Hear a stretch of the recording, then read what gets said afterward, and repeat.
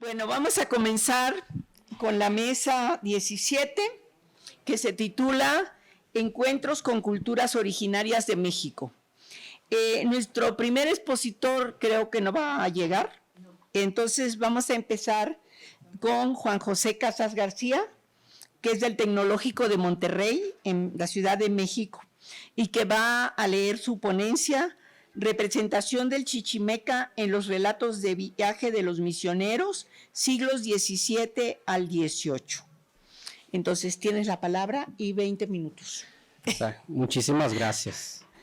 Gracias a todos y todas por estar aquí presente en la mesa, también a la moderadora. Entonces pues voy a dar inicio de esta presentación. ¿Sí me pueden escuchar? Sí. Perfecto, muchas gracias. Bueno, entonces comenzamos. Los misioneros que utilizaron diversos mecanismos para imaginar y representar las sociedades indígenas de América, ¿no? Y en el norte de la Nueva España, que es donde se ubica este trabajo, uno de los objetivos fundamentales fue la construcción del imaginario sobre el indio y sobre el espacio que habitaba, ¿no? Entonces, de este modo, se van a desarrollar diversos soportes discursivos que construyen la idea del septentrión de la Nueva España calcado desde el imaginario de la Edad Media y que se representa entonces en la América colonial. Y vamos a entender por imaginario lo que ya Jacques Le Goff desarrollaba en su clásica obra El imaginaire medieval, el imaginario medieval, como, y cito, aquello que ocupa la parte de la traducción reproductora, no simplemente trasladada en imagen del espíritu, sino creadora, poética, en el sentido etimológico. Entonces, en ese sentido, el imaginario es una gama pues mucho más extensa, ¿no? Es una capacidad de inclusión creadora, de fantasía, de construcciones mentales, y en ese sentido se van a instalar los diversos discursos de los misioneros que van a visitar o imaginar el norte de la Nueva España. Bueno, entonces de este modo, el presente trabajo tiene como objetivo realizar una aproximación al estudio de la conquista y de la colonización del norte de la Nueva España, en donde se analizan textos de franciscanos y en estos textos se vislumbra entonces un imaginario sobre el espacio como una metáfora del infierno y los habitantes de este espacio, es decir, los indígenas, como los agentes del demonio. Y para hacer esta reflexión vamos a tomar como punto de partida, muchísimas gracias, vamos a tomar como punto de partida diversos escritos de misioneros, a saber, pues bueno, Félix de Espinosa, Juan Agustín de Morfi y Vicente de Santa María. Vamos a comenzar observando algunas imágenes que son de la Edad Media, pero para que ustedes puedan situarse en este imaginario que estamos describiendo. Entonces, la idea del otro ha sido ligada desde la antigüedad, ¿no? Una idea de otro negativo, por supuesto. Ha sido ligada a seres monstruosos, a seres fantásticos y a los territorios que se ocupan. Por ejemplo, bosques, selvas, montañas, es decir, lugares que están fuera de la civilización occidental. Para Heródoto, por ejemplo, ese otro estaba ligado al enemigo que estaba fuera de la polis griega, por supuesto. En la frontera, vamos a decirlo de esta manera. Entonces, de este modo, el enemigo se vincula al salvaje, al antropófago, al feroz, al que carece del lenguaje comprensible, por supuesto, para aquel que lo define. Y en la Edad Media el cristianismo va a tomar más o menos estas ideas negativas, ¿no? El enemigo va a ser aquel que está fuera de la polis griega o de la civita romana, o más propiamente dicho, fuera de la ciudad de Dios, como lo definió San Agustín, ¿no? Es decir, fuera de la cristiandad. Siguiendo esta línea de pensamiento griego-latino, para el cristianismo el mundo va a estar definido entre los buenos y malos, los fieles e infieles, los que viven bajo la luz de la cristiandad y los que viven bajo las tinieblas, por supuesto. Entonces, el adversario es el enemigo del género humano, es el diablo, como los griegos lo tradujeron como diabolos, es decir, el adversario, ¿no?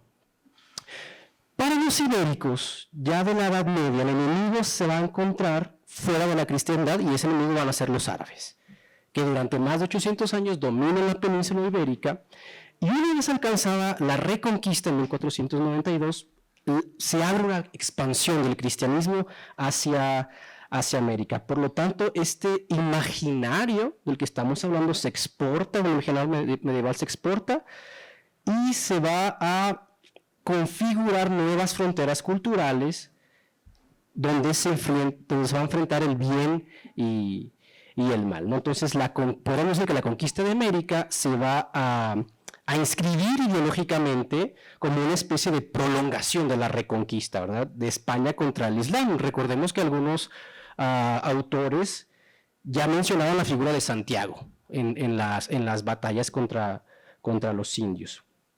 Por ello, no es descabellado pensar que algunos vocablos que estén utilizando los cronistas o los misioneros utilicen este vocabulario de la iglesia, ¿no? Diablo, dioses, fiestas, ermitas, reliquias, cues. Por lo tanto, podríamos pensar también que Hernán Cortés va a comparar algunos de los edificios mexicas con la Giralda en Sevilla. Aquí pueden observar ustedes la portada de América Pars Quarta, de Teodoro de Brie, donde se vincula a América y, por supuesto, la puerta a la entrada de América, pues va a ser el diablo, donde lo están adorando algunos indígenas. Por lo tanto, tenemos ya la presencia del demonio. Estas son imágenes medievales para que se vea más o menos cómo es representado el diablo en la cuestión medieval y que, por supuesto, se exporta como imaginario. Entonces, los primeros misioneros que llegan a la Nueva España fueron franciscanos y aportan consigo el ideal franciscano del siglo XIII. Y en lo que respecta al norte de Nueva España, el imaginario y la representación sobre el infierno, sobre el diablo, está presente ya desde los inicios del siglo XVI. Por ejemplo, Fray Marcos de Niza, en su viaje al norte, va a imaginar una ciudad tan rica como México en la Nueva España o como el Cusco en Perú. E incluso va a imaginar seres fantásticos, animales mitológicos, como un caballo que tiene un solo cuerno, ¿verdad? Eso lo está diciendo Fray Marcos de Niza. Lo que está haciendo este fraile es insertar un mito en el norte de América como clave de la expansión de la corona en el norte de la Nueva España. Por su parte, también en el siglo XVI, Jerónimo de Mendieta, en su Historia Eclesiástica Indiana, escrita a finales del siglo XVI, va a mencionar que los chichimecas, es decir, los habitantes del norte de la Nueva España, son feroces, son bestiales en su modo de vivir y en sus costumbres. Y cito, ¿no? Tampoco tienen ley alguna ni religión concertada, aunque adoran y reverencian al demonio y con él comunican las cosas de la guerra. Entonces se trata de un imaginario medieval trasladado e implantado en América desde el siglo XVI, pero que se va a expandir hasta el siglo XVII y XVIII. Otro ejemplo tenemos el caso de Fray Isidro Félix de Espinosa, que es miembro de los franciscanos del Colegio de la Santa Cruz de Querétaro, y escribe la Crónica Apostólica y Seráfica de todos los colegios de propaganda FIDE, y en él va a narrar todos los viajes, los periplos que hacen los franciscanos para realizar su evangelización, no exclusivo de América, ¿no?, sino en todo el globo. Entonces, Espinosa narra en su crónica que en el norte de Nueva España, en la misión de San Miguel, ojo a la alusión del arcángel que vence a Lucifer, ¿no?, en el norte, cerca del río de Sabinas, dice Espinosa que el demonio está aliado con los indios. Y estos indios, que son los indios tobosos, son el azote de las provincias de Nueva Vizcaya y de Coahuila. Entonces, el infierno se está colocando en la narración de Félix de Espinosa en las fronteras, ¿no?, en este caso en la frontera norte de la Nueva España. E igualmente, a finales del siglo XVIII, Vicente de Santa María, en su relación histórica de la colonia del Nuevo Santander, va a relatar que cuando Cortés llega a este lugar que se llama el Seno Mexicano, después se va a llamar Colonia del Nuevo Santander, pues no se conoce el territorio. Sin embargo, Cortés es quien va a llevar la luz de la civilidad, la luz de la cristiandad, para sacar a estos lugares de las tinieblas. Lo dice Santa María, para iluminar hasta los últimos rincones de América, ¿no? Sacándola de las tinieblas. Y uno de estos rincones, recónditos, inmerso en las tinieblas, también va a ser Texas, que para Fray Agustín de Morphy instala entonces también el demonio en el interior de la cultura de los nómadas. Y para Morphy tenemos a los indios Aikes de Texas, y él nos dice que están adorando a una figura que se llama Misura, que para el mismo franciscano es el mismísimo demonio. De modo que, bueno, esta representación del infierno está en el norte de la Nueva España. Después de una vez ubicar que el demonio está ahí, está presente en este lugar, en estas fronteras, pues el siguiente paso va a ser la corporalidad del indio, es decir, se va a demonizar el cuerpo de los indígenas. Entonces, recordemos, la tradición cristiana imagina al diablo como un ser monstruoso, ¿no? Deforme, despreciable, y que es normalmente coloreado de negro o de rojo. Volvamos a observar las imágenes medievales que les estoy mostrando. ¿Es negro o es rojo este ser, ¿no? El diablo? Y así lo van a imaginar también los franciscanos cuando narran. Morphy, cuando está en Texas, va a observar un baile que se llama el baile del mitote. Son danzas de los indios, donde comparten comida o están compartiendo también la bebida, se emparentan también. Y Morphy va a narrar este baile como algo terrorífico, ¿sí? Donde los hombres y las mujeres bailan, y cito, de suerte que ellos y ellas parecen demonios por los gestos que hacen y por el envige con que se pintan, ya sea de encarnado, es decir, rojo, o de negro, o de ambos colores. De igual forma también Santa María, Fray Santa María, igual en el seno mexicano, va a relatar lo mismo. Las rayas con las que están pintados estos indígenas hacen que parezcan ser crueles, deformes, monstruosos y demonios. Entonces, si lo pensamos de esta manera, las enseñanzas de la historia sagrada nos han enseñado, nos han dicho que Dios es creado, que el hombre es creado a la semejanza, ¿no? A la imagen y semejanza de Dios. Y en ese sentido, el indio, pues, es creado a imagen y semejanza del diablo. Y lo mismo lo está diciendo Fray Jerónimo de Olmos, que lo va a describir desde la primera mitad del siglo XVI, es decir, unas cuantas décadas después de la conquista, en su Tratado de Hechicerías y Sortilegios de 1553, a él se le aparece el diablo. Y el diablo está vestido a la usanza de un cacique indígena. Entonces, si el diablo está presente en estos lugares y está además en el cuerpo de los indígenas, lo que sigue es demonizar las prácticas culturales. Bueno, entonces, regresando a Santa María, él observa un mitote, y en el mitote se practica la antropofagia. Por supuesto, esto es totalmente demoníaco.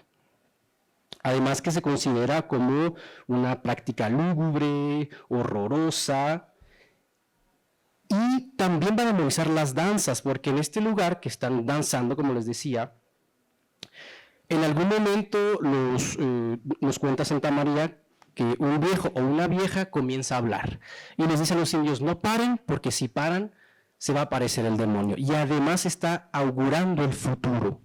Y esto desde la mentalidad medieval, aquellas personas que predecían el futuro eran considerados también partes demoníacas. Algunas acciones también de los capitanes van a ser consideradas demoníacos.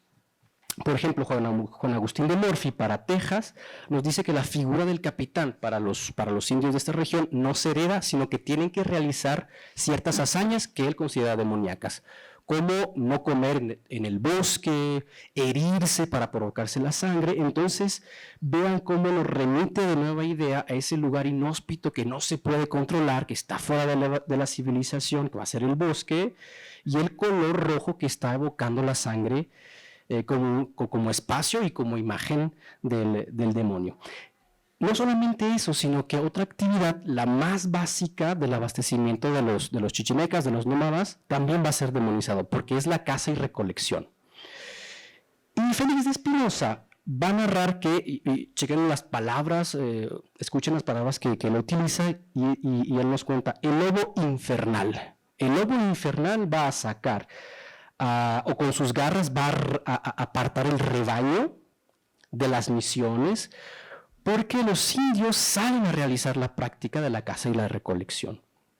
Entonces, para Félix de Espinosa, esto es una cuestión demoníaca porque se realiza en el negro manto de las tinieblas, es decir, en la noche.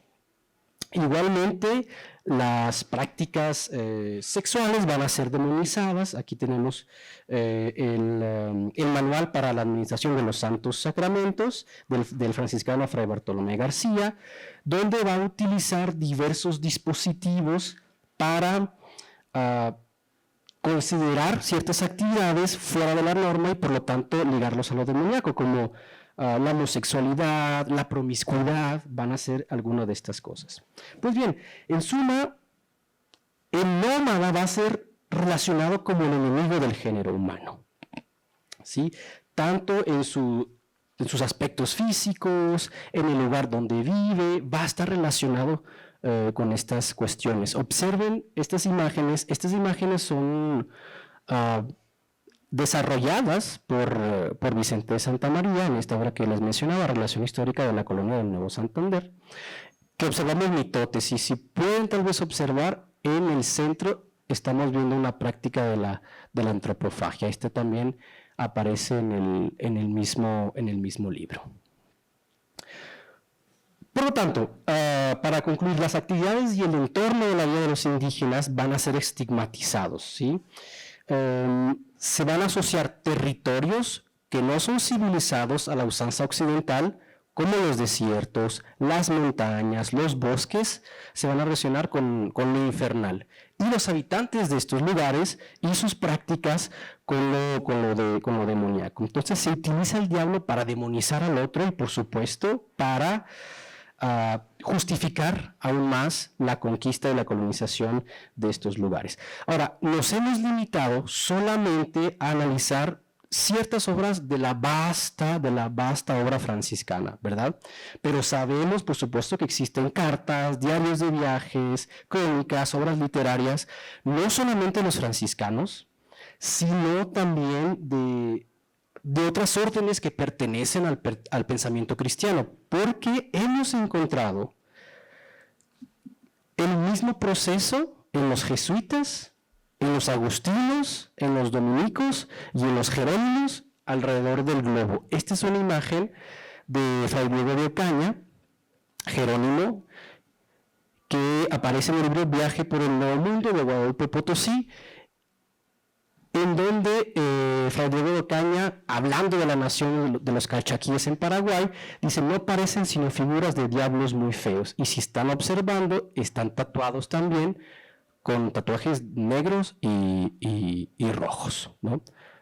Pero también lo encontramos con los jesuitas. Este es un mapa de Heinrich Scherer. Si ustedes pueden observar, las zonas oscuras son las zonas a donde no ha llegado la cristiandad, y las zonas iluminadas es donde han llegado. Por supuesto, encontramos el norte de la Nueva España en las tinieblas, y no solamente eso, sino que también aparece en todo el mundo.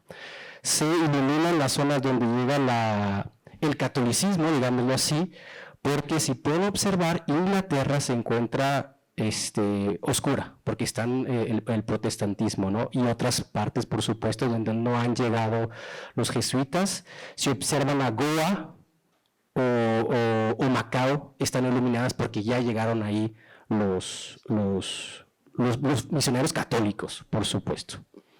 O algunas otras obras también de los jesuitas.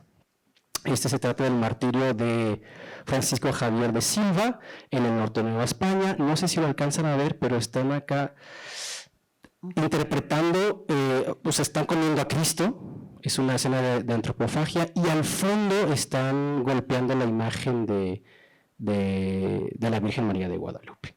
Entonces, de acuerdo con lo señalado, el objetivo de este trabajo buscaba entonces dar cuenta del análisis de textos que se han producido por franciscanos que viajaron o que imaginaron el norte de la Nueva España, y se logró observar que dichas narraciones pudieron fingir como un elemento más, como un engranaje más para justificar toda la maquinaria del proceso de conquista y de colonización en América. Entonces, se trata de imponer un modelo de mundo, un modelo de persona, de comportamientos, donde, o en sociedades donde seres como Dios o seres como el diablo habitan y donde existe una constante lucha por la obtención de las almas. Muchas gracias.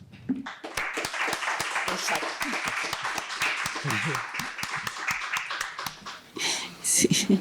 Bien, nuestro siguiente expositor es Marco Thomas Posar, de, voy a pronunciarlo muy mal, Europa Universitat Flensburg, Alemania. Y su texto se titula Artaud y México, la visita de la tierra de los tarahumaras entre relato de viaje, diario de campo y escritura surrealista. Muchas gracias, Laura. Ya ven, hice un retoquecito del título y ya veremos al final por qué. ¿Se me escucha? Sí. 3 años después de haber escogido a la antigua civilización mexicana y a la conquista de México como paradigma, como ejemplo de una primera pieza de lo que puede ser este famoso teatro de la crueldad, el surrealista disidente francés Antonin Artaud, finalmente, eso fue en 1936, se embarcó hacia México. ¿Está prendido? ¿Es mejor? Sí. Entonces, sí. Mejor, sí. Entonces se embarca a México en el 36. En realidad, más que un viaje, fue una huida de Europa en una búsqueda desesperada de algo que le curase de su enfermedad, de los dolores físicos, pero también psicológicos, que ya no aguantaba. Luis Cardoza y Aragón, que se encontraba con regularidad con Artaud durante su estadía en México, afirmó sobre el poeta francés que y cito, era la decadencia de Europa, la cultura occidental abominada. Su abominación fue europea, total, nacida de estar macerado en ella, enfermo de ella. Sus escritos y sus excrementos eran europeos. Por eso, pese a haber venido a México ya en el 36, o sea, años antes que Breton, no llegó a reconocer, y sigo citando al gran escritor guatemalteco, que no es aislándose, no es marchándose a las islas de los mares del sur o a la Sierra Tarahumara, que no es codiciando un retorno imposible a lo primitivo, que escaparemos de lo que llevamos en nosotros. Sintió que Europa agonizaba. Deseó la vida de los tarahumaras. Confundió por desesperación el nuevo continente con un nuevo contenido. La solución que no encontraba, era volver atrás. Un viaje mexicano muy personal entonces, un retorno imposible, un volver atrás que no cuajó. ¿Cómo interpretar este viaje de Artaud? ¿Cómo caracterizarlo? ¿Regresión o reterritorialización? ¿Aberración o innovación? ¿Desesperación o salvación? ¿Relato de viaje o escrito vanguardista de nueva índole? Para Cardoza y Aragón todo parece claro. Para él, las representaciones indígenas en Artaud se ubican en el reino de las fantasmagorías. Cito de nuevo al guatemalteco: de las culturas nuestras, Artaud no se enteró mayor cosa, a pesar de lo afirmado en algún escrito. Se las inventaba, y su invención es lo que cuenta. Y concluye: el realismo en las descripciones del viaje al país de los tarahumaras es el triunfo de lo imaginario, quiere decir, el del realismo, un triunfo imaginario. Fin de cita. Para entender mejor esta contradicción, no quisiera consultar solamente los ensayos de escritores como Cardoza y Aragón, es decir, a los expertos de la ficción, sino también echar una mirada a la etnografía. El antropólogo Klaus Steinel constató en su momento que Artaud casi nunca había sido tomado en cuenta por la etnografía, ni en su Francia natal, ni en las Américas. Así sospecha que eso pasó porque para algunos etnólogos es abominable porque su lenguaje no corresponde al canon académico. Debido a ello, según Daimel, resulta casi imposible valorizar a Artaud científicamente. Dice, su propuesta es otra, es una propuesta lingüística, teatral, que no trata de hacer comprensible lo ajeno, sino que lo deja y lo respeta en su autonomía, en su medio insólito, pero adecuado a la situación. Así, el objetivo de Artaud no se agota, como veremos, en la descripción de unos ritos indígenas, como lo haría la etnografía. Más bien, Daimel opina que Artaud está interesado en la creación de un nuevo mundo. Ahora, la construcción de este nuevo mundo, ¿en qué medida coincide con aquel esfuerzo desterritorializante en búsqueda de una nouvelle terre, un univers, esa nueva tierra, de lo cual nos hablan Deleuze y Guattari, que se inspiraron muchísimo en los escritos de Artaud? ¿Cuáles son, si los hay, los elementos que nos permiten situar a Artaud más allá de la regresión, del retorno imposible? Insinuando un paralelismo entre el aislamiento cultural de los tarahumaras y el hermetismo de los textos literarios de Artaud, Daimel sospecha, y cito otra vez, que los textos tarahumaros de Artaud podrían brindar a la etnología el acceso a un lenguaje desconocido. Veamos entonces algunas de las descripciones que nos da el ex-surrealista francés sobre el ritual del peyotl, del cacto sagrado, de cuyo efecto Artaud esperaba vanamente su propia salvación. Ante todo, hay que subrayar que el rito del peyotl es un motivo recurrente en los escritos tardíos de Artaud. Enfocaremos enseguida dos versiones distintas de la descripción del ritual. La primera, datando de fines del 36 o comienzos del 37, es decir, fue redactado poco después de la vuelta de Artaud de México. La segunda, en cambio, fue escrita en el 43 en la clínica psiquiátrica de Rodez y publicada en el 47, o sea, un año antes de la muerte de Artaud. Ahora, empecemos con la primera versión. Cuando Artaud llegó a la Sierra Tarahumara en el 36, parece que había fallecido uno de los líderes de los Tarahumara, por lo cual la realización del rito que esperaba se postergó. Por eso, en el texto del 36-37, con el título La danse du peyotl, tenemos a un narrador, Artaud mismo, inquieto, enfermo, probablemente ya desprovisto de opio, todos los medicamentos que necesitaba, y matando el tiempo de espera. Unos 28 días de martirio sin poder hacer nada, salvo esperar el comienzo del ritual. Durante este largo lapso, Artaud empieza a dudar seriamente del sentido de su empresa. Leo las citas en francés y tengo aquí una traducción que no es la traducción oficial, no tuve acceso a los tomos ahí en el castellano, pero creo que para nuestros propósitos puede ser suficiente. Entonces escribe, et tout cela pourquoi? Pour une danse, pour un rite d'indiens perdus qui ne savent même plus qui ils sont. Mais d'où ils viennent et qui, lorsqu'on les interroge, nous répondent par des contes dont ils ont égaré la liaison et le secret.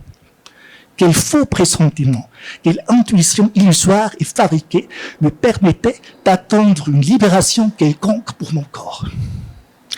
Se nota aquí la desilusión de Artaud, incluso antes de que el ritual haya empezado. Y cuando la danza del peyotl finalmente es efectuada, con los pulmones y corazones de los animales sacrificados colgando de un tronco, la descripción de los sacerdotes que en estado de trance a Artaud le parecían máquinas, des hommes à béquilles, comme des automates tronqués, autómatas, máquinas. Ahí entonces la descripción se vuelve aún más desilusionante. En esta descripción burlona, desilusionada, estos sacerdotes se rehumanizan a través de lo que Kristeva llamó, recurriendo al propio Artaud, abyección. Tenemos una otra cita acá. Mais aussi que ces prêtres qui marchent entre du soleil sont tout à coup redevenus des hommes, c'est-à-dire des organismes d'abjection et qu'on lave, que ce rite est fait pour laver. Ils se comportent comme des puisatiers, ces sacerdotes, ces espèces de travailleurs des ténèbres, créés pour pisser et pour se débonder. Ils pissent, pètent et se débandent avec les terribles nutriments. Et l'on croirait alors à les entendre qu'ils aient voulu niveler le vrai tonnerre, le réduire à leur nécessité d'abjection. Et c'était le plus violent des rites, je dois le dire, ils pissaient le mieux et pétaient le plus ardemment et le plus fort. Sabemos que la participación de Artaud en este ritual no contribuyó a que el escritor francés se curase de su enfermedad. Tanto el viaje a la Sierra Tarahumara como el ritual del peyote en sí terminan siendo un fracaso. El texto que lo recuerda no tiene por esa nada de trascendente. Parece una especie de relato de viaje común y corriente que contiene un par de anécdotas exóticas y hasta cierto desdén mal disimulado de los tarahumaras, los cuales no saben même plus qu'ils sont, orinándose y tirándose pedos. Muy distinto se nos presenta, en cambio, el segundo texto que lleva el título Le rite du peyote chez les Tarahumaras, el texto del 43. Ya no estamos ante una descripción de viaje más o menos objetiva, sino, pese al título pseudo-objetivo que alude al lenguaje de los antropólogos, ante una invención, tal como lo había planteado Cardoza y Aragón. Artaud nos relata un acontecimiento imaginado e idealizado que nada tiene que ver con la experiencia real vivida en el 36. Se trata de una fantasmagoría literaria que paradójicamente asume un carácter mucho más reivindicativo de las prácticas culturales tarahumaras, aún relativizadas y hasta ridiculizadas en la danse du peyote. Esta vez, el narrador, homodiegético, autodiegético como en el primer texto, omite mencionar los orígenes de los sacerdotes, solidarizándose, identificándose con el mundo indígena, hacia el que el narrador de la danse du peyote aún mantenía una distancia insuperable.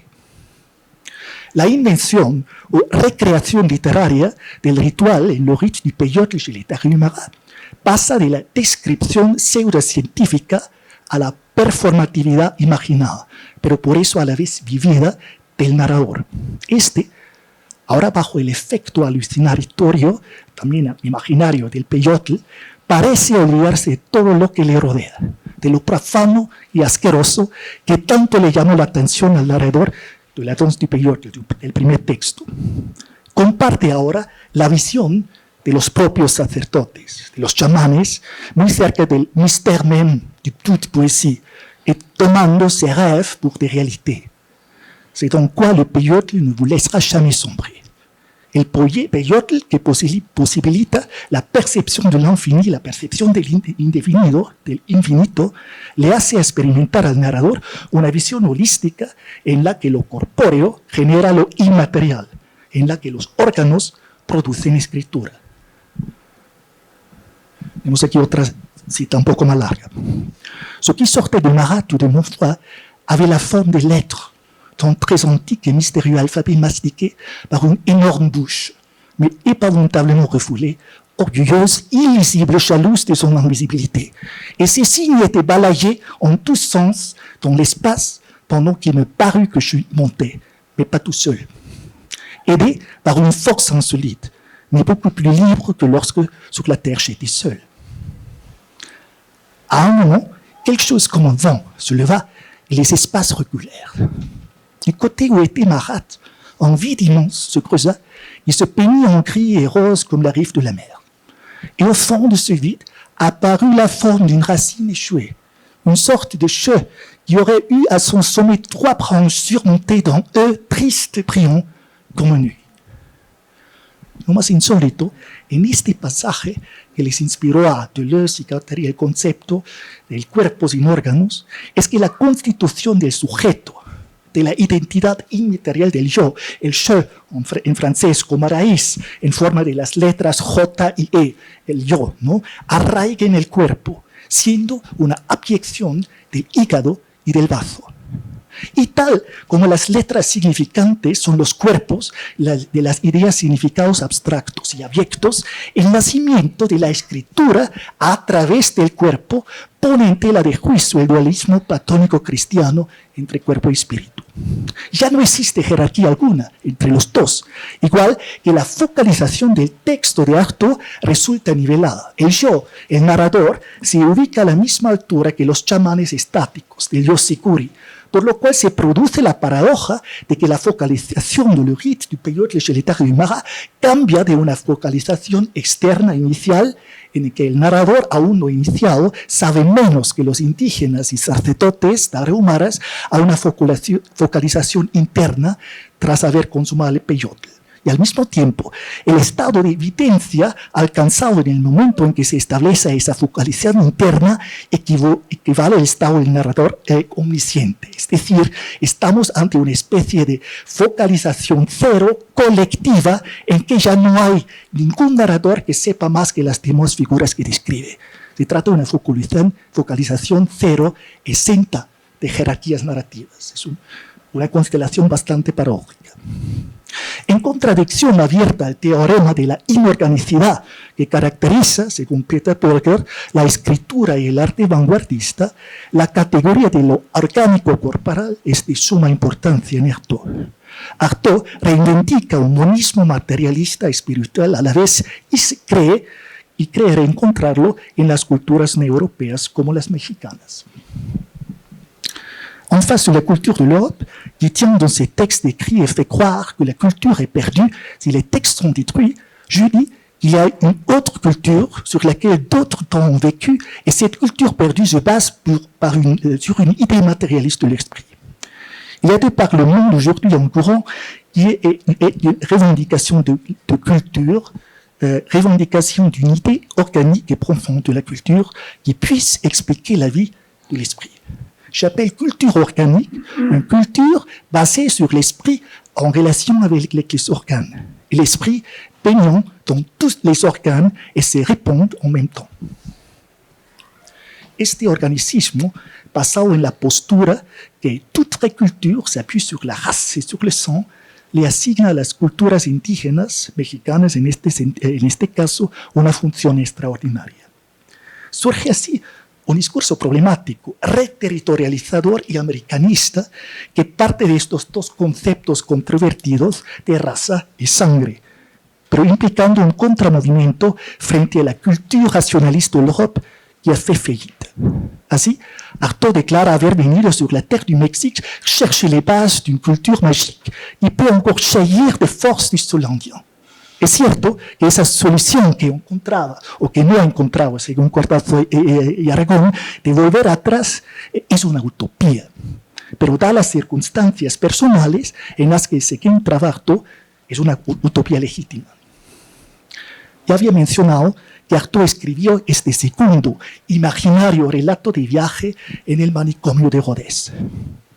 Los párrafos finales del texto revelan muy claramente por qué el narrador anheló tanto reteriorizarse en lo orgánico, así como revelan toda la tragedia personal de Artaud y las razones por las cuales el autor recreó por segunda vez esa experiencia con los indígenas tarahumara que en realidad en su primer texto se había frustrado. Encerrado en Rodez, Artaud sufrió tratamientos médicos inagüantables. El autor narrador los describe así. Chaque application d'électrochoc m'a plongé dans un terreur qui durait chaque fois plusieurs heures. Nous sommes loin, avec tout cela, de la guérison par le peyote. En forma de post-scriptum, aclara el autor, j'ai écrit le rite du peyote en état de conversion, et avec déjà 150 ou 200 hosties récentes dans le corps. Las hostias de las que habla Artaud en este pasaje parecen que son las píldoras, ¿no? Los medicamentos prescritos por los psiquiatras de Rodez. En realidad, le rite du peyote chez les Tarahumara fue redactado no bajo el impacto del cactus sagrado, sino en un trance psicofarmacéutico. Y aquí la doble imaginación de Artaud. Imaginarse cómo habría podido ser la estancia en la Sierra Tarahumara bajo auspicios más favorables de los reales durante el viaje en el 36 equivale a imaginarse cómo habría podido ser escribir le rite du peyote chez les Tarahumara, no por la fuerza de la medicina occidental, sino del peyote mexicano. Lo que en el pasado resultó ser un fracaso total, parece en el presente, y es aún mucho peor, ser la salvación ansiada, la liberación de los dolores corpóreos rematados por choques eléctricos. Y partiendo de este sufrimiento personal, Artaud plasma la utopía de un cuerpo desmaterializado, de un cuerpo que ya no duela, pero que sigue siendo cuerpo, un cuerpo de cuyos órganos brote un nuevo yo, una nueva identidad, una nueva vida, independiente de este cuerpo y todos sus hígados, vasos, órganos. Lo mismo pasó, y con eso concluyo, creo, con el género del texto. En analogía al cuerpo que se desmaterializa, dando luz a un nuevo yo, aquí el género del relato de viaje se deconstruye, convirtiéndose en un género nuevo, inclasificable. Arquitectualmente, el texto sigue emparentado, obviamente, con el género en cuestión, pero su función ya es otra. Está desprovisto de cualquier función referencial y también pierde de vista al destinatario, porque ya no comunica con su lector sobre el mundo tarahumara, sino con sí mismo, en un acto de escritura autoterapéutica en el que la ficción sustituye a la medicina convencional. Muchas gracias por la atención.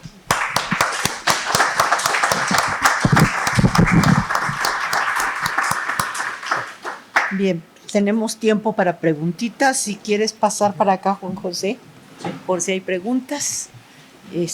Tenemos unos minutos y dijeron que no aumentáramos para que si no hicieran aumentaran su receso un poquito.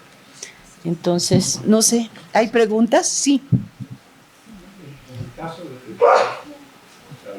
Salud. En el caso de los chichimecas, usted ha comparado su imagen de chichimecas según ustedes franciscanos con uno de los primeros franciscanos, Sahagún, que comentó un capítulo sobre chichimeca, o con un documento mexica mismo de Mapa con Pichan 2, para ver si estas imágenes, tanto visuales como discutidas, coinciden con que usted ha encontrado en el lenguaje de Nueva Zelanda. No sé si... Gracias. No he visto las imágenes de Sahagún, pero pudiese ser algo similar. Lo que pasa con Sahagún es que sus relatores son nahuas, ¿no? Son los mismos mexicas, y los mexicas también tienen una descripción negativa de los chichimecas. El término chichimeca es negativo, ¿no? Es chichimecatl, los descendientes de los perros, que no cultivan tampoco. En ese sentido, no sé si exista una vinculación tal vez demoníaca. Por supuesto, si es peyorativa, porque se basa en los mexicas, pero no sé si Sahagún ahí meta algo de su cuchara, ¿no? de su cuestión occidental. Pudiese ser, no he analizado las imágenes, no me había pensado eso, pero creo que es algo muy interesante para observarlo, la verdad. Y también el texto de Sahagún, que en español muchas veces es más rico en agua. Sí. Hay mucha más descripción negativa sobre la cultura. Sí, por supuesto. Entonces, yo creo que ahí sí vale la pena investigar. Es el lugar de las rocas secas, ¿no? El Chichimecatli creo que es el lugar, el espacio, ¿no? El lugar de las rocas secas, donde no crece nada también. El desierto, sí. Sí, gracias. ¿Hay otra pregunta? Ah, sí, aquí una. Marco, muchas gracias por la ponencia y quería preguntarte algo. En la expedición, de hecho, hay un guía que es muy importante para todo lo que nos están mostrando, porque es como la flecha que va y viene entre lo médico y lo peyótico, lo ritual. que es el caso de Elías Nandino, que lo acompaña en esa expedición, porque Elías conocía muy bien las tradiciones, conocía muy bien tanto digamos, la zona del Jalisco como la zona del Nayarit, y pues es el guía adecuado, además un conocedor de la literatura, la poesía, etc. Entonces, para mí esa es una figura que se sitúa como a la mitad de, ¿no? Entre esa búsqueda de Artaud, que es una búsqueda de salud, pero por los medios mágicos y estéticos del peyote, pero Nandino está como entre esos dos mundos, ¿no? Bueno, gracias por la observación. Bueno, si dije que el yo, no el texto, el yo, identificándolo con Artaud solo es tal vez un poco arriesgado, porque de dónde tiene él todos esos saberes en esta primera expedición es más complejo, obviamente. Estoy totalmente de acuerdo que ahí, ¿no? Este guía tiene justamente ¿no? Esta función iniciadora, primero durante el viaje. Lo que hice yo, y bueno, traté de, no de descontextualizar, pero reducirlo a un mínimo de contexto, un poco de Cardoza, por eso tampoco está el guía.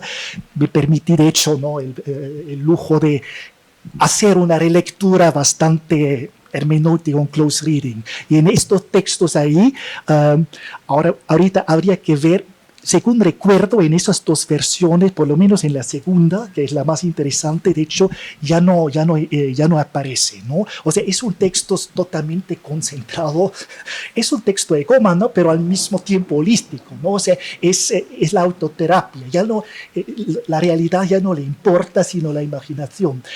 Pero tienes razón, ahora eso lo debería consultarse en esa primera versión, y bueno, en toda la colección del viaje a las Tarahumaras, que obviamente contiene otros textos, rastrear en qué momentos de hecho se hace alusión a esa figura.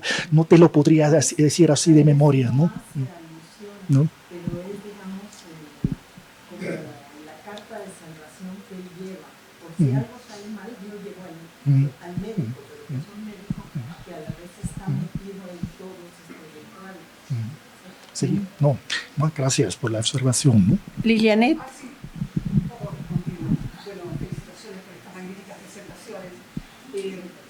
Marco, la cuestión del electroshock no es figurativo, sino desde la ignorancia, eso ocurre. El electroshock es practicado.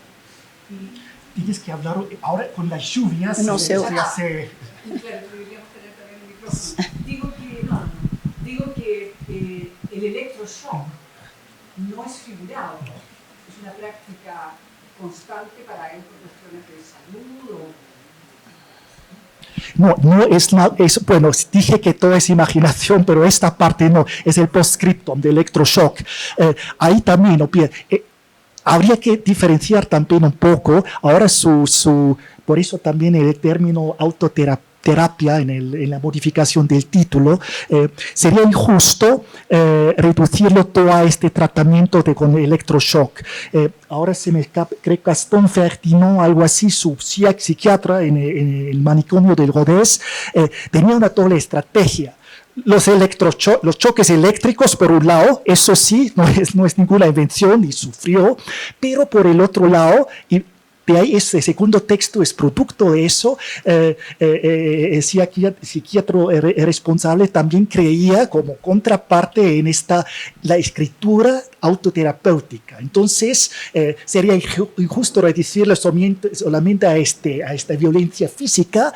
Hay también un dorso de medalla. Y Artaud está justamente entre esas dos cosas. Pero, por decirlo así, tal vez eso de los choques eléctricos es la única cosa no inventada en este texto, en este segundo texto. Sí, ¿sí? Respecto a este personaje, obviamente, como usted presentó en sus textos, fue una experiencia orgánica, ¿no? Su método de liberación de cuerpos, cosas así. ¿Qué tanto él entendió la cosmovisión Tarahumara? Porque en el caso de Tarahumara, parte de su explicación de sus su experiencia con peyote, jucurí, o pangui, o tobachi, y todo eso, es que esta liberación de las las aulas de las articulaciones, y por eso el cuerpo se queda relajado y una pequeña experiencia en el mundo. ¿Entendió o realmente es nada más su interpretación de su experiencia? Me inclino ahí a confirmar, a aceptar lo que dice Cardoso Errejón. Se enteró de pocas cosas, no diría de nada. Justamente tenía un informante. En teoría sí, tal vez, ¿no? Pero en la práctica no funcionó. Y es también es un volver de varias empieza todo eso con la visión imaginaria, ¿no? Esa referencia al teatro de crueldad, el segundo manifiesto, donde el primer guión es la conquista de América. Empieza en la imaginación, después, porque se entusiasma tanto en la teoría de su manifiesto, creyendo de hecho de que eso es la salvación, ¿no? Y con eso coincide obviamente con muchísima gente, no solamente los esotéricos, pero también de la época. Solo que entonces una vez ahí, obviamente, no funciona nada, ¿no? Y tiene que volver, ¿no?, de la realidad en otro viaje, en otro volver atrás a la imaginación para poder recuperar esa experiencia y convertirlo en algo de hecho que, bueno, no exageremos que no es exactamente salvación, pero por lo menos un estado mucho mejor, ¿no?, en comparación con las propuestas de la medicina occidental. Pero no es el peyote, obviamente, es la creencia en el posible efecto, ¿no?, de la sustancia, nada más, ¿no? Bueno, creo que ya es el tiempo. Un descansito y viene la siguiente mesa. Muchas gracias, fueron puntualísimos. Gracias.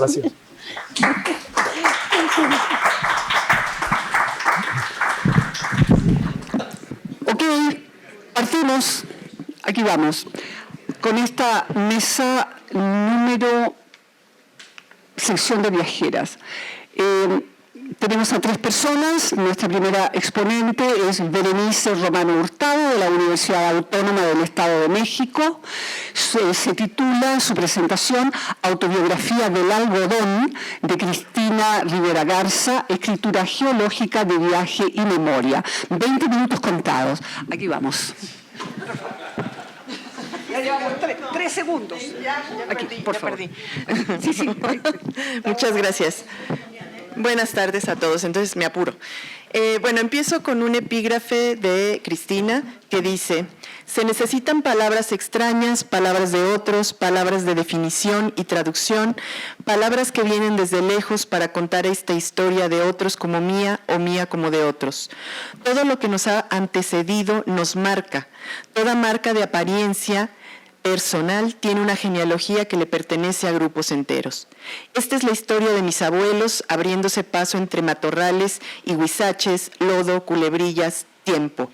La historia de cómo una planta humilde y poderosa transformó las vidas de tantos, comunidades enteras, hasta el clima mismo. La historia de cómo, aún antes de nacer, el algodón me formó. Es parte de la poética de Cristina Rivera Garza armar su narrativa con la intervención que otras voces pueden hacer en ella, porque está convencida, como lo estuvo Jacques Derrida, de que toda escritura pertenece y se incluye en un único gran texto. De ahí que en lo roto precede a lo entero, se pregunten en uno de los fragmentos que lo componen, ¿y podremos algún día leer en el mismo libro las cartas de Franz y las cartas de Felice?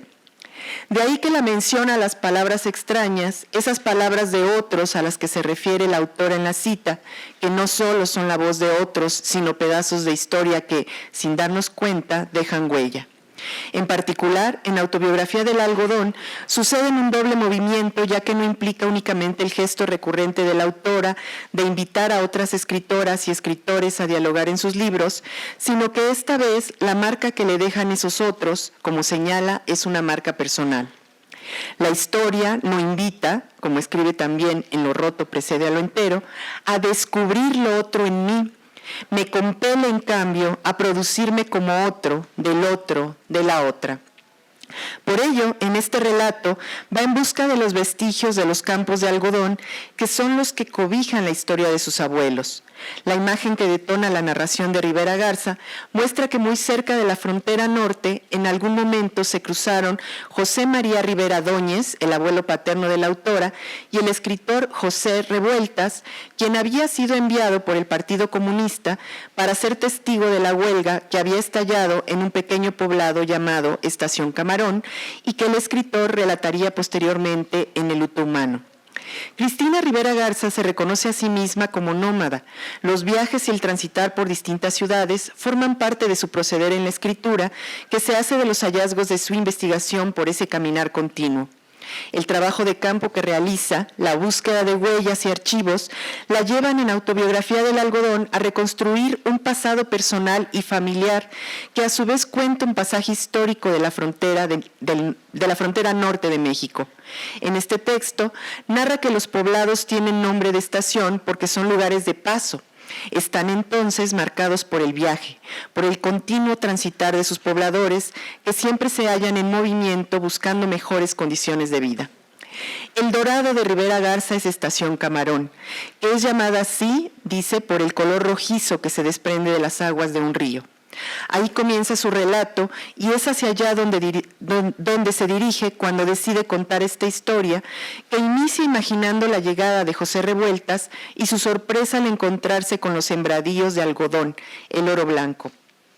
Los viajes que se describen son reales y figurados. Por un lado, está la búsqueda del pasado en traslados que le van a permitir a la autora escribir una parte de la historia de sus abuelos. Por otro, el proyectarse hacia el pasado para recrear escenas que imagina formaron parte de la vida cotidiana de ellos. En este sentido, se está ante un relato autoficcional, es decir, frente a un escrito en el que, en este caso, su autora cuenta una historia real de la que participa al lado de episodios novelados. La genealogía de palabras a la que refiere Rivera Garza alude a otros que anteceden a las palabras de la escritora y que se encadenan para continuar con la historia familiar. Estas palabras, entonces, suponen la manera de hacer que una historia o varias se rescaten y se digan. Por eso inicia el relato con el viaje de Revueltas a Estación Camarón, porque, además de ser un recurso y un detonante de la escritura, Rivera Garza subraya la importancia del registro que hizo el autor y que permitió que esa parte de la historia no se perdiera. Escribe Rivera Garza: ¿qué podía hacer un enviado del Partido Comunista de la Ciudad de México entre labradores de tierra y pescadores del sistema de riego número 4? No quiero asegurar que esto pasó así, pero sí puedo decir, sin violentar en nada la verdad, que cuando Revueltas llegó a Estación Camarón, asusado por el rumor de una huelga de 5,000 o 15,000 trabajadores, las cifras varían con el tiempo, la escritura entró en unas vidas que de otra manera se habrían perdido, como se perdió después el algodón. Se registraban muchas cosas en esos días, pero la huelga de Estación Camarón no apareció en ningún lado, ni antes ni después. La idea del viaje como medio para llegar a la historia se va a mantener a lo largo del texto. Inicia con un muy joven Revueltas que viaja a la frontera norte de México para más adelante narrar lo que vio. Y continúa en los distintos viajes que Rivera Garza realizará en sus pesquisas por recuperar esa historia familiar. En este sentido, el viaje y el recuento de relato están estrechamente vinculados porque para una investigadora como la autora, la búsqueda de datos, la lectura de archivos y documentos que se encuentran a veces en sitios distantes son parte de su movimiento escritural. De ahí que se pueda pensar que la escritura de Rivera Garza es un cúmulo de palabras vivas que viajan también en busca de las palabras antiguas, de aquellas que a su vez dan esa vitalidad a las actuales. Hay voces, piensa la autora, que apelan desde la distancia. Vamos para allá porque algo allá que no sabemos, comenta Cristina, nos jala. Algo nos habla desde allá y queremos oír. La acompaña en sus viajes esa otra familia, queer, nómada, iconoclasta, que unas veces será su amiga Zorais y otras su pareja Saúl y su hijo Matías. Los viajes que describe la escritora tienen una atmósfera que mezcla la fascinación por la promesa de un descubrimiento al final del recorrido con el miedo que acompaña a los viajeros por las carreteras solitarias y peligrosas del norte de México. De ahí que se perciba en la narradora una especie de impulso y premura por lanzarse a la frontera a pesar de las advertencias que le llegan de todos lados respecto de la violencia como una amenaza para el viajero. Parece que la urgencia de narrar aquello que luce perdido es más fuerte que el temor, o tal vez es ese temor el que se transforma en energía para seguir a pesar de las circunstancias. La escritura, entonces, es parte fundamental de los viajes. Se comienza a subrayar esta relevancia con el viaje de Revueltas, pero se señala también en la necesidad que tiene la autora por viajar a pesar del miedo y escribir sobre ese tránsito. En una entrevista al Excelsior y en relación con el invencible verano de Liliana, Rivera Garza cuenta acerca del miedo terrible que sintió, dice, cuando una mujer del Ministerio Público dijo que los expedientes no viven para siempre. Entendí, escribe, que si mis padres y yo moríamos, nunca nadie iba a saber de la existencia de mi hermana. Vi que mi hermana iba a desaparecer. No puedo permitir eso siendo una escritora. Este deseo por preservar la memoria también está en la autobiografía del algodón, en la que se esfuerza por reconstruir a unos abuelos de los que apenas hay rastros. En Los muertos indóciles, Rivera Garza ve como una especie de viaje el trayecto del documento. ¿Hacia dónde va en realidad?, se pregunta cuando aparenta no moverse. Tengo la sospecha de que la verdadera trayectoria del documento que encuentro y luego entonces desvío no es otra que la eternidad o el olvido. Los documentos que interviene con eso que denomina desvío forman parte de lo que llama aquí autobiografía. No solo porque ella esté implicada en la genealogía de esta historia como una de sus capas geológicas, sino porque para ella hablar de sí misma siempre va a ser un hablar del otro. El escritor de autobiografía, señala, es el autor de recuentos del yo, que son en realidad recuentos refractados del tú. Lo que asimismo implica una especie de reescritura, volver a decir la historia, que supone un movimiento de, dice, volver atrás y volver adelante al mismo tiempo, actualizar, producir presente. Si bien la autora ha incluido otras voces y escrituras en varios de sus textos, me parece que tanto en el Invencible verano de Liliana como en Autobiografía del algodón, es en los que esta idea de escritura comunal, de apropiación, según apunta, excavación o tachadura o copiado, se alcanza con un sentido mayor. En el caso del texto que hoy comento, no solo se incluyen en cursiva fragmentos del luto humano, sino las voces imaginadas de sus abuelos y abuelas, quienes en el texto se caracterizan como personajes. La escritura, entonces, se hace de la diversidad de ideas que a través de los viajes se van recopilando. A veces, señala, un libro es una forma de regreso, una refamiliarización y una reparación. La plática se retoma después de años de sigilo. Los hallazgos que la autora va teniendo en los archivos que revisa incluye el registro de cuando su abuela Petra, con su hija Juanita Rivera, de 4 meses, cruzó la frontera hacia Estados Unidos.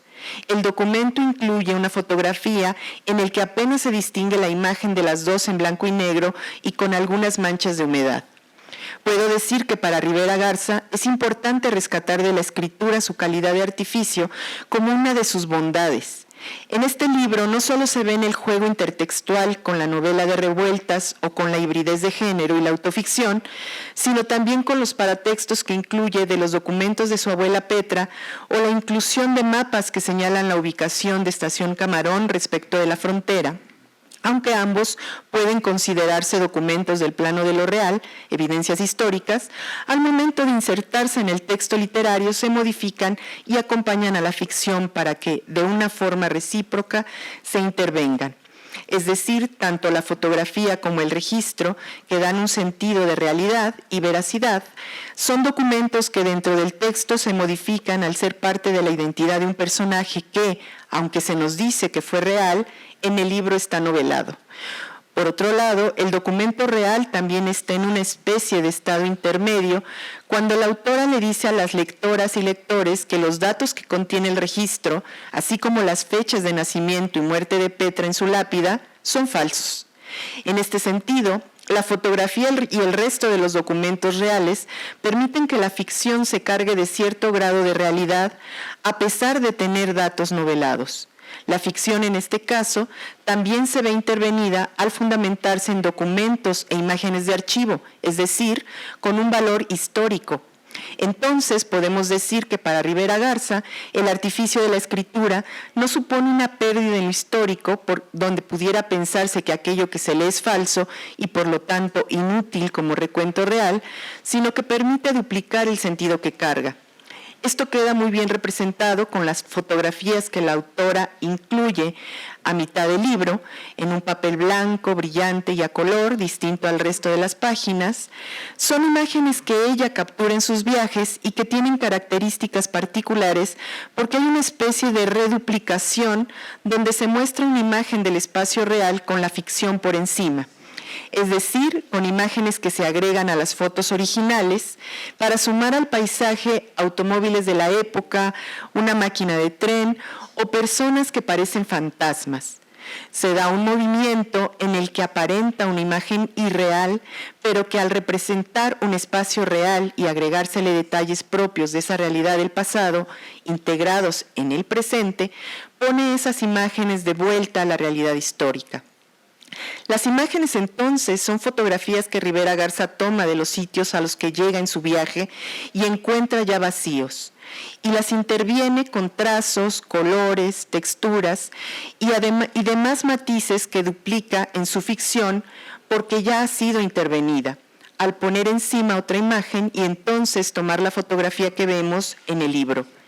Las imágenes superpuestas a las fotografías originales están sujetas por una mano, presumiblemente la de la escritora, que lleva al momento presente en el que se toma la fotografía, el instante justo en el que la autora se encuentra en ese plano de realidad, tratando de capturar en imagen un espacio que posteriormente incluirá en su texto, es decir, será intervenida por la escritura, con lo que la imagen carga tanto el pasado de ella como el presente del viaje de Cristina en su búsqueda por vestigios que ya no están. También, por otro lado, mostrar que está sosteniendo la fotografía da cuenta de un cuerpo que está puesto en ese sitio de búsqueda, ese lugar que será de ausencia, porque tanto la estación Camarón como cualquier rastro de ella han desaparecido. Lo único que encuentra es el vacío del sitio, la ausencia que ella llena con las imágenes y su corporalidad para dar cuenta de la existencia de eso que ya no está. Así, la escritura que hay en torno a la historia que se está contando se encuentra en esa búsqueda de espacialidad y materia que ya no está y que de alguna manera toma realidad, a pesar de que no es visible ni tangible, a partir del cuerpo de la escritora que se ubica en ese espacio ahora vacío. Las dimensiones del espacio son abarcables a partir del viaje, que deja sentir las distancias y del cuerpo que llena el espacio en el que debería estar aquello que se busca y ya se ha perdido. La presencia del cuerpo de la autora valida ese espacio como real y ratifica a su vez la historia que está contando, que es su propia historia. Se da una especie de espiral en la que ella se encuentra ubicada en un punto desde el que puede autorreafirmarse a partir de la investigación y la recopilación de datos, e incluso desde las ausencias que ha descubierto y que van a desembocar en ella misma, en su corporalidad y en lo que ella es. Por ello, no es gratuito que mencione a su hijo Matías. Él viene a ser el desemboque de la genealogía que narra. Es en él donde por lo pronto termina desde la rama familiar que ella representa. Matías simboliza el presente que también ha viajado al pasado y que aunque no haya señales de él en las fotografías, su corporalidad está narrada a partir de la voz de la autora que de alguna manera se materializa en las imágenes. El viaje entonces va a suponer esta dualidad entre realidad que sucede y traslada al cuerpo de un sitio a otro como una forma de reconocimiento del espacio y como una manera de autoconocimiento, y es asimismo una parte ficcional en la que se tiene la escritura que resulta de esos viajes y que no es tan solo la historia novelada, sino la escritura que supone la posibilidad de conservar o dar forma a aquello que ya no está. Como se dijo antes, para la escritura es el intento por no perder lo que parecía olvidado. Permite darle al cuerpo no solo a los abuelos de Rivera Garza, sino a todo un pueblo, una época y un contexto particulares, tal como lo hizo Revueltas en El luto humano. En esa historia habría que preguntarse de qué manera el viaje se vincula con la autoficción, es decir, hay viajes reales con situaciones que posteriormente serán noveladas para poder imaginar el camino de esos viajes y darles contundencia y presencia. Rivera Garza concluye sus viajes en espacios que encuentra vacíos y que llena de palabras. Los imagina, los completa y les da forma a través de la escritura al crear situaciones, emociones y diálogos, al hacer preguntas a sus personajes que parecen responder, a partir de situaciones que sí están documentadas, así como del testimonio de la familia, es capaz de reelaborar las acciones, decisiones y reacciones que los personajes vivieron y sintieron en su momento. El papel de la ficción no supone solo completar los huecos de la memoria para dar un sentido a la historia, sino que ayuda a darle realidad, paradójicamente, sobre la que se construye una lógica del viaje, del camino, que llega a las lectoras y lectores como esta autobiografía sujeta al contexto y momento que supone la siembra del algodón en la década de los 30 en México. La escritura es lo que verdaderamente hace cuerpo dentro de la novela y lo que permite dar congruencia a una serie de eventos que por falta de documentos está deshilada y que, no obstante, no deja de tener la veracidad y el rigor propios de las pesquisas de Rivera Garza. Además de ser una historia que se hace de comunidad, es decir, de las vivencias de muchos personajes. Es a través del viaje que se pueden perseguir estas vivencias porque se conoce dónde vivieron los personajes y los traslados que hicieron, y a pesar de no saber sus emociones y pensamientos, ella puede imaginarlos porque conoce las circunstancias que los motivan a moverse y saben los lugares a los que llegan. Por eso se puede decir que es gracias al viaje que surge la historia. Supone puntos marcados en el mapa que Cristina va a interpretar y a unir para crear una historia relatada. Los viajes funcionan como una especie de anclaje en la realidad que le permiten contar y dar cohesión a una historia que luce difícil de narrar porque faltan datos e información sobre ella. Las historias verdaderas nunca se cuentan, señala la autora. En Los muertos indóciles, Cristina escribe que el lector de documentos históricos debe experimentar en ese momento la más artera posibilidad, una conexión frágil pero real con los mundos ultraterrenos y desconocidos y acaso incognoscibles de los muertos. Debe surgir también el asomo de la melancolía. Un libro relacionado de una o varias maneras con el expediente debe ser capaz de encarnar esas melancolías, conteniéndolas ciertamente, aunque en realidad liberándolas. Esa misma experiencia está en Autobiografía del algodón, que es, de alguna forma, un compendio de melancolías en medio del viaje. Gracias.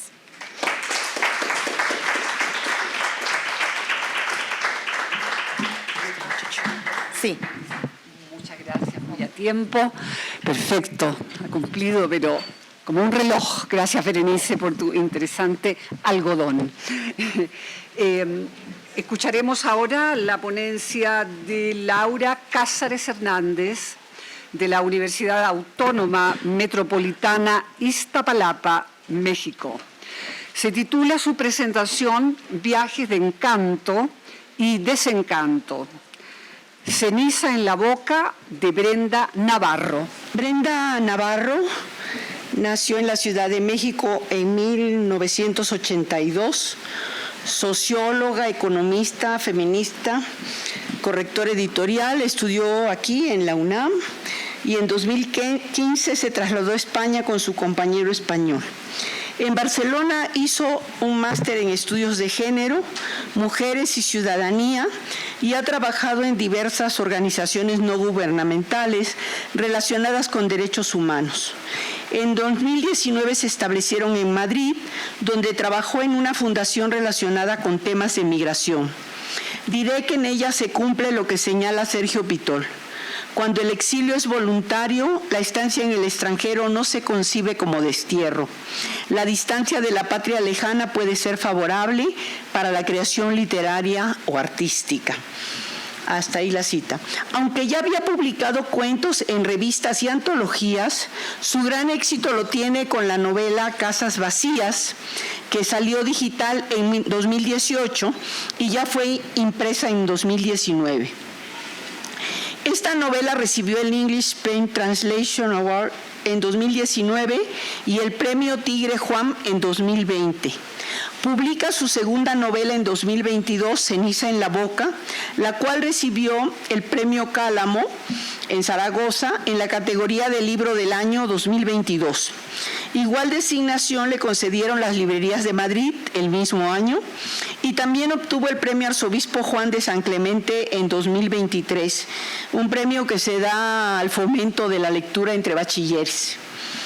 A pesar de tantos reconocimientos, reseñas y entrevistas, hay pocos trabajos de investigación sobre su segunda novela y críticas en cuanto a la repetición de recursos y el tono quejumbroso de la primera y la segunda. Aunque la misma autora dice en relación con su voz narradora, aunque es un lenguaje, y esto viene de una entrevista, muy latinoamericano, muy mexicano, sí pensé que se podía parecer a la segunda voz de Casas Vacías. Tenía un poco de miedo de repetirme, pero después me di cuenta que esta era justamente la fuerza que necesitaba esta mujer mexicana hablando de problemas latinoamericanos en España. Así que me aferré un poco a esa voz. Ceniza en la boca trata de la migración, pero también de las intensas relaciones familiares, en particular las que se producen entre madre e hija. Si bien las migraciones han ocurrido siempre, en la actualidad se ha vuelto un problema en el que coinciden situaciones muy diversas de carácter político y socioeconómico que han generado expulsiones masivas del sur hacia el norte en todo el mundo. En nuestro país, México, ya no se trata del desplazamiento del campo a la ciudad como antes, y pienso que lo mismo está ocurriendo en toda Latinoamérica. Por lo tanto, no podía dejar de convertirse en un tema relevante en la literatura contemporánea, con historias diversas que nos permiten tener un panorama de las causas, procesos y resultados de esos desplazamientos. En el caso de la novela que nos ocupa, desglosaremos el viaje en relación con los tres personajes más importantes, la madre, la hija y Diego, el hijo varón. Lo analizaremos en tres apartados: el viaje generacional e intertextual, el viaje en la espacialidad y el viaje hacia la muerte. Primero, el viaje generacional e intertextual. En la novela, los personajes femeninos emparentados con la voz narradora, que nunca tiene nombre, siempre es solamente una voz, son víctimas de una violación.